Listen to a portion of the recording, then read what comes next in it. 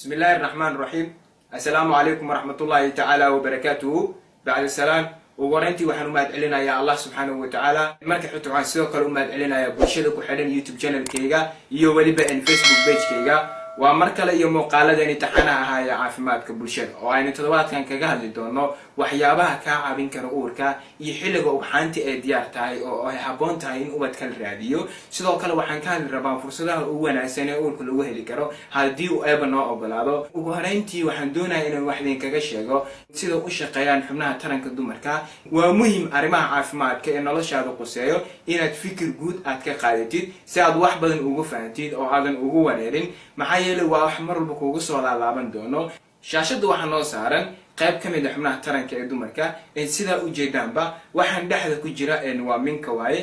tubooyinka geesaha ka soo galaya waa tubooyinka ugxaanta ka soo qaada sida u jeedaanba waxay si toos ugu xiran yihiin kiishkan labada dhinac ee minka ka yaalo waa meesha ugxaanta laga soo daayo bil waliba waxa laga soo daayaa meeshan hal ugxaan ayaa laga soo daayaa dumarka oo dhan way ka sameeyeen yihiin hal ugxaan ayaa loo soo daayaa ugxaantii la soo daayay hadii ay la kulmayso xabadii aabaha ama biyuhu aabuhu ugxaantii iyo meesha loo diyaari way burburayaan oo waxay noqonayaan dhiiga caadada ay sidaas ugu bedelayaan marka dumarka bil walba sidaas ay dhiiga ku helaan oo bil walba waxay qasaariyaan hal ugxaan ayay qasaariyaan ugxaantii la soo daayay hadii ay la kulanto xabadii aabuhu ama biyaha aabuhu hadii ay la kulanto meesha anagu waxaan ka sugeynaa uwad ayaan ka sugeynaa sida u jeedaan baa way kulmeen ugxaantii xabadii way soo raacayaan waxay u soo deganayaan minka meesha ay ku beermayaan ilaa canuga oo ka weynaanayo ama hooyada ay ka dhalayso meeshaasba maalinta ka dambayso meesha ay ku sii korayaan waxaan doonayaa inaan wax idin ka sheego xilliga ugxaanta ay diyaar tahay oo ay haboon tahay in ubadka la raadiyo runtii uur qaadista waxay ku xidhan tahay awoodda Rabbi asigana garan karo xilliga qofka uurka oo qaadayo balse waxaan doonayaa inaan wax idin kaga sheego dhowr arimood oo ka caawin karo inaad si fudud uurka ku qaadid ilaa 5 step ayaan ku soo koobi doonaa waxaan rajeynayaa step walba sida ay tahay inaad u sameyn doontaan stepka ugu horeeyo lamaanuhu waa inay aadaan xarumaha caafimaadka si baaritaan loogu sameeyo oo hadii midkiin cilad ay jirto looga daaweeyo wax waliba xal ay leeyihiin oo waa la daaweyn karaa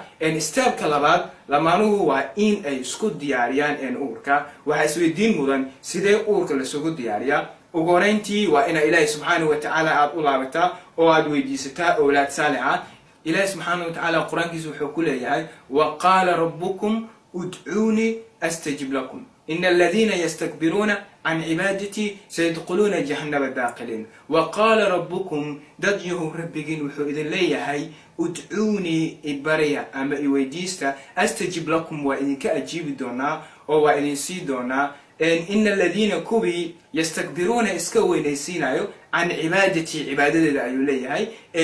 دعاء واقب كمده عبادة واي سيدخلون وحي قلايان جهنم نار جهنم داكرين ولما ماشي أي كوار دونان ولي waxaan ku guda jirnaa habka uurka la soo diyaariyo sidoo kale waa inaad jirkaaga isugu dheelitirtaa nafaqadii oo u baahnaa sida proteinka ironta calciumka vitaminska guud ahaan nafaqooyinka u baahnaa hadii uu jirkaaga isugu dheelitirneen nafaqada iyo vitaminska way adag tahay inaad uur aad qaado sidee isugu dheelitiri karaa marka nafaqada jirkaaga waa inaad cuntaa cunooyinka jirka sunta ka saara ama antioxidant cunooyinkaas waxaa kamid ah digirta koostada kalluunka hilibka cad gaar ahaan hilibka kalluunka iyo digaaga sidoo kale waxaa kamid ah qudaarta cagaaran caanaha basasha iyo aad ay u fara badan yihiin marka waa inaad cuntaa cunooyinkaas waxay sare u qaadayaan fertility-ga ay sare u qaadayaan sidoo kale waa inaad iska ilaalisaa trans fatska sida cunooyinka la shiilay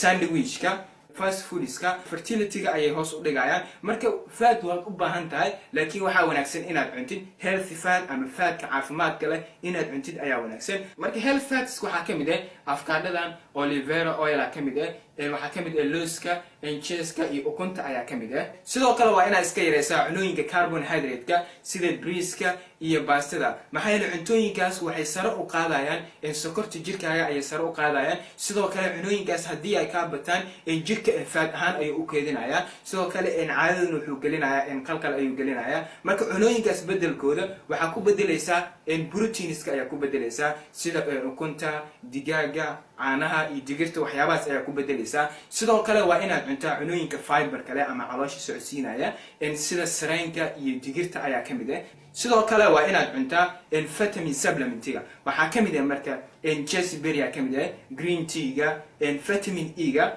vitamin B6 iyo vitamin B2 alifka waxay sare u qaadayaan fertility-ga ayay sare u qaadayaan. haddii aan u gudbo stepka saddexaad, waa inaad ogaataa xilliga ugxaanta la soo deynayo oo jirka uurka uu diyaarka u yahay.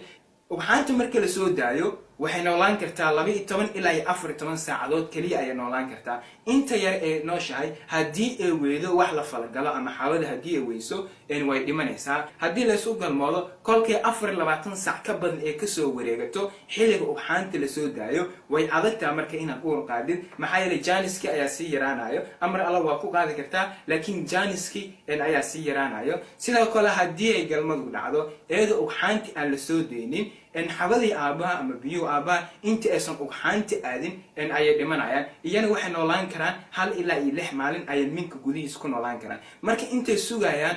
haddii marka inta ay minka ku sugayaan haddii 6 maalin ama ka badan ay noqoto marka way adag tahay inay uur qaado, meesha ayay ku dhimanayaan. maadaama ay noloshooda ama life span-kooda ay yar tahay ugxaantii iyo xabadii, waxaa wanaagsan inaad ishaleeshiisid xilliga ugxaantii la soo daayo iyo xilliga aad waqtiga aad qaadanaysid. waxaa isweydiin mudan sidee ku garan kartaa xilliga ugxaantii la soo daayo. haddii aadan ogeyn maalinta iyo taariikhda aad heshid dhiigga caadada way adagtaa marka inaad ogaatid xilliga ugxaanta la soo daayo, maxaa yeelay dumarku way ku kala duwan yihiin. inta ugu badan waxaa u dhaxaysa 28 labada caado waxaa u dhaxaysa 28 maalmood ama 28 maalmood kadib ay caadadu helaan. way ka yaraan kartaa oo 21 way noqon kartaa. sidoo kale waxay ka 28 way ka badan kartaa ilaa 40 ay gaari kartaa. marka wixii 40 ka badan 21 na ka yar waxa way marka cilad ayaa jirta. markaas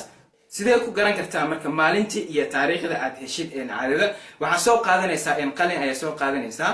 waxaa qoraysaa maalintii aad heshid caadada ayaa meel ku qoraysaa. maalintaas waxay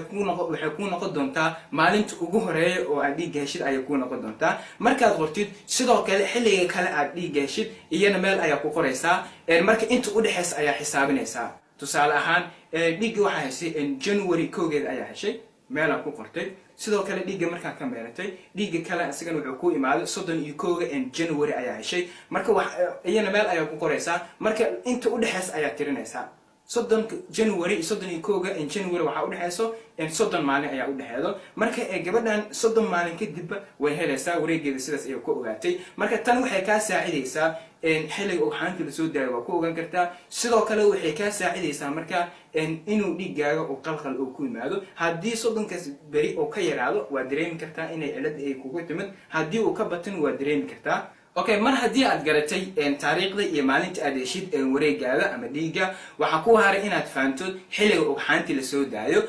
mar walba wareega ama intu maalin u dhaxaysa labada caado ayaa waxaa ka jaraysaa 14 ayaa ka jaraysaa. tusaale ahaan gabadhii aan soo xisaabinaynay oo January 1 ilaa January 31 u dhaxaysa 30 beri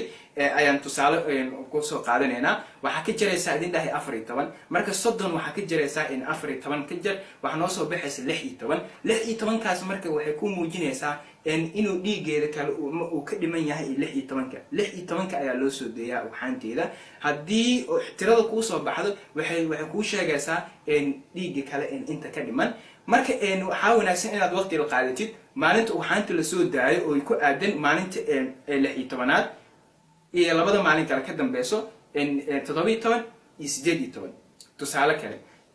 gabadhan wareegeeda waxaa u dhaxaysa 28 maalin, waa sida dumarka u badan yihiin. mar walba waxaa idin sheegay waxaa ka jaraysaa 14 ayaa ka jaraysaa. 28 14 ka jar 14 days ama 14 maalmood ayaa noo soo baxday. waxa 14 ayaa loo soo deeyaa ugxaanteeda 14 markay tahay wareegeeda kale ama dhiigga kale oo soo socda waxa ka dhiman 14 maalmood marka waxa wanaagsan inaad waqti qaadatiin maalinta ugxaanta la soo daayo oo ay ku aadan tahay maalinta 14 ilaa iyo labada maalin ka dambeeyso oo 15 iyo 16 tusaalihii ugu dambeeyay gabadha 21 wareegeeda aad ay u yar yahay 21 maalin ayaa u dhaxayso ama 21 maalin kadib dhiigga mar bay heshaa waxa mar walba waxa idin dhahay 14 maalin ayaa ka jiraysa 21 14 ka jir waxa noo soo haraysa marka 7 maalin waxaanteedu waxa la soo deeyaa maalinta 7aad ayaa la soo deeyaa waxa wanaagsan idin dhahay dhiiggeeda kalena waxa ka dhiman 7 bari ayaa ka dhiman marka waxa wanaagsan inaad waqti qaadataa maalinta waxaanta la soo daayay oo ku baagan tahay maalinta 7aad iyo labada maalin ka dambeeyso oo 8aad iyo 9aad waxa jira in calaamado lagu garto in ugxaanta ay diyaar tahay oo markaas ay faxlista ay diyaar u tahay calaamadahaas waxa kamid ah in jirkaaga uu noqdo kuleel waxaad moodaa qof ay xamad ay hayso ama qandhay hayso kale ayaa lagu moodaa sidoo kale xagga hoose xubinta waxa ka arkaysaa xilliyada meeranaysid wax aad oo jiijiid maayo oo aad moodid beedka ama kunta dhexda wax ugu jiro kale aad ku arkaysaa sidoo kale waxa badanaya rabitaankaaga oo waxa jeclaysanaysaa inaad odayga aad ugu dhabaatid haddii intaba aad ku dareemi weysay waxa jira wax lagu magacaabo ovulation predator kit ayaa jiro farmashiya ayaa lagu iibiyaa waa geed yar waa qalab yar waaye wuxuu ku sheegayaa xilliga ugxaantii la soo deeyo ayuu ku sheegayaa haddii aan u gudbo stepka afraad lamaanuhu waa in ay waqti badan qaataan si jaaniskooda u bato qofka safar ku maqan ama waqti yar isla joogtaan way adag tahay marka inaad jaaniskiina u bato ama u raadkaadid way adag tahay maxaa yeelay waxa suuragal ah xilliga isla joogtaan in ugxaantii ay diyaar ahayn ama la soo deeynin ayaa diyaar waxaan u gudbayaa stepka shanaad oo ah stepka ugu dambeeyo oo aan maanta ka hadli doono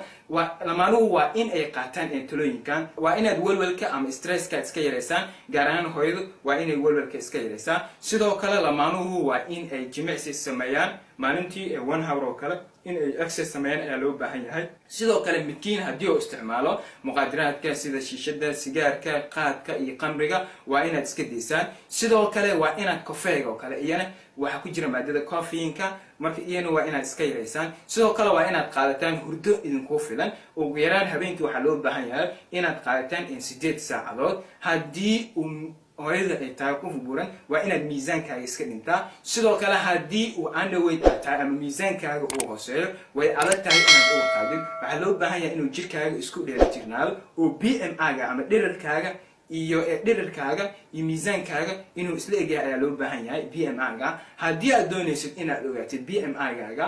hore ayaan uga soo hadlay channelkayga waa ka heli kartaa halkaas ka daawo meeshan ku dheh ama xagga hoose ugu wac qof walba aad jeceshahay in muuqaalkan uu ka faa'iideysto share gareyna ma doonaysaa inaad ka mid noqoto asxaabteyda fadlan subscribe saar YouTube channelkayga sidoo kale like day page-kayga si aad u heshid talooyin caafimaad iyo cashir cusub oo aan goordhow soo gelin doono wixii su'aalaha iyo cudurrada aad doonaysid inaan ka soo hadlo waxa igu soo diri kartaa emailkan intaasaan ku soo gabagabeenayaa